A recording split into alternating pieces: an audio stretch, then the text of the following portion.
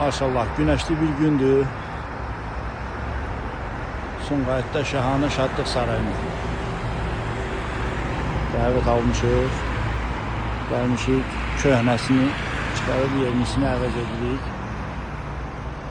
Yaşıl, tünd yaşıl rəng. Qəşəng də bir yüklü bir rəngi alınır.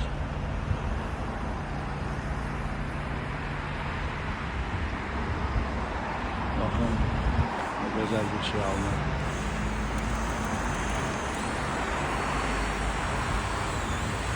Buna da alkoholun lazım olsa, ister satışı, ister uğraştırılması, her şey mevcut. Nömrəmizdə 077 316 66 77.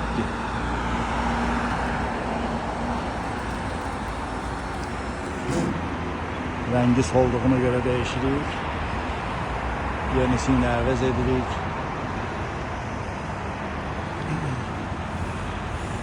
Qəşəng də bir şey alınır.